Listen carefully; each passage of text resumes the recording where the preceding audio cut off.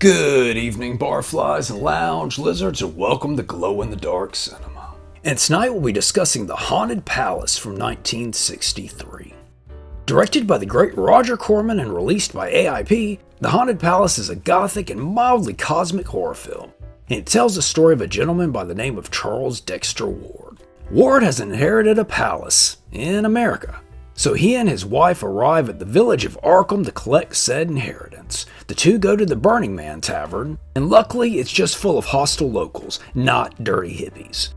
Ward soon finds out that his ancestor was a warlock who supposedly cursed the town, causing hideous mutations, thus Ward not being invited to the Tuesday night potluck.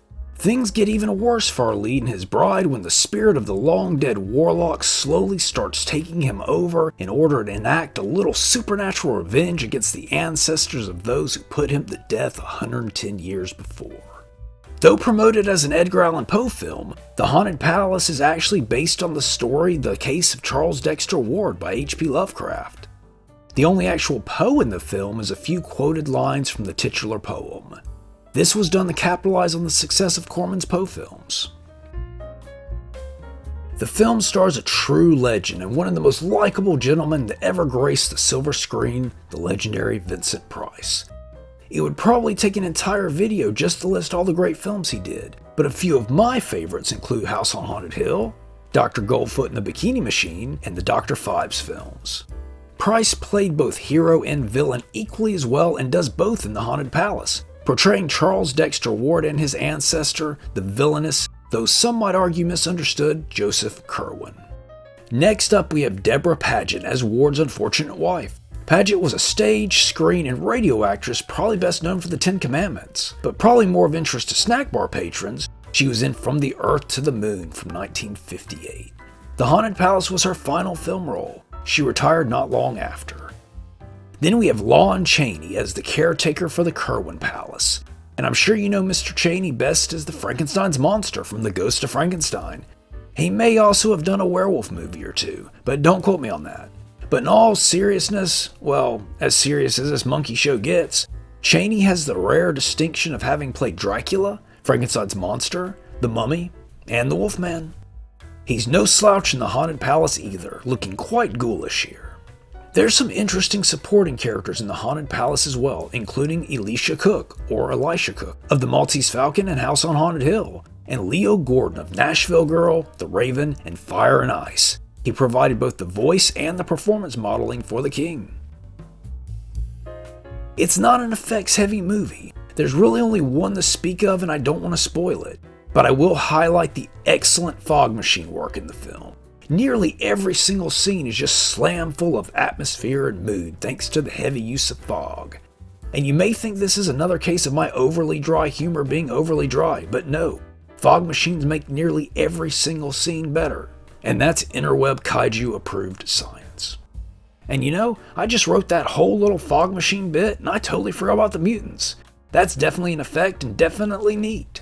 And said prosthetics were by makeup artist Vern Langdon, who not only worked on the much beloved Star Wars Holiday Special, but he also did makeup for all of the original Planet of the Apes films. I mean, I know I'm really good at this YouTube thing, but that's next level talent right there. Or is it just Planet of the Apes obsession? The screenplay for The Haunted Palace, which was the first Lovecraft film adaptation, was written by sci-fi writer Charles Beaumont, who is well known for his work on The Twilight Zone, with 22 written episodes credited to his name. Clearly Beaumont knew his Lovecraft. The Haunted Palace is easily one of the most faithful classic Lovecraft adaptations, and even has mentions of the Necronomicon, the Elder Gods, and Cthulhu. Additional dialogue for the film was provided by Francis Ford Coppola. Corman, who also produced the film, originally had the idea whilst working on The Premature Burial, with the intention of having it star Ray Milland, Hazel Court, and Boris Karloff. But that would all change when he ended up doing the film with AIP, and supposedly, he wasn't on board with AIP changing the film's title and trying to connect it to the Edgar Allan Poe movies. External shots of the palace would also appear in The Terror, Madhouse, Transylvania Twist, and Zacherley's Horrible Horror. Probably more too, but it was a great shot. Why not get more use out of it? The hauntingly effective score of the film was by prolific B-movie composer Ronald Stein. Stein did quite a bit of work for AIP, including The Little Shop of Horrors and Ghost of Dragstrip Hollow. He also did the score for 1967's Spider Baby. The Haunted Palace has been released on VHS, DVD, Blu-ray, and Laserdisc. This one is very good and highly recommended. It's one of my favorite Lovecraft adaptations.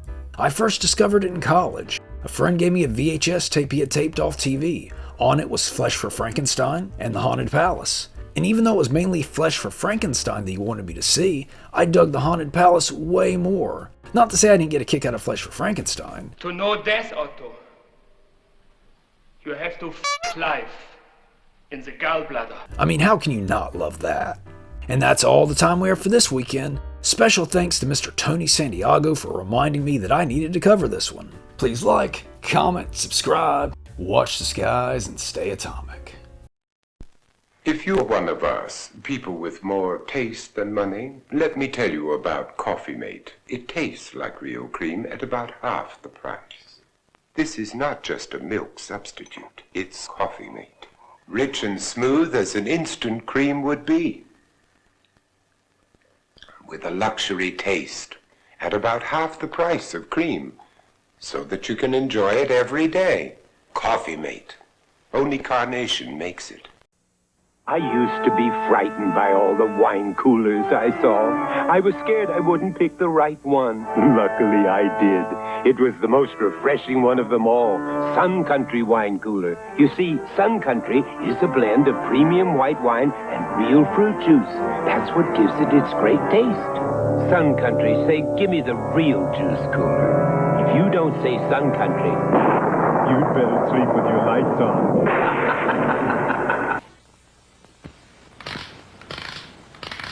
It's hard to fall asleep when some of the things you've eaten insist on staying up past your bedtime.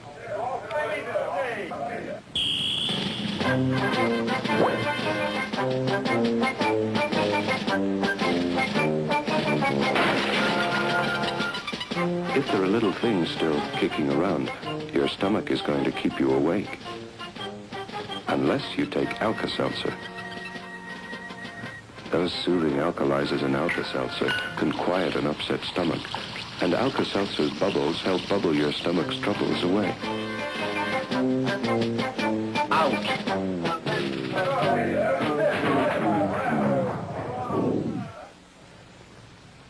Alka-Seltzer before bedtime. If your stomach doesn't get a good night's rest, neither will you.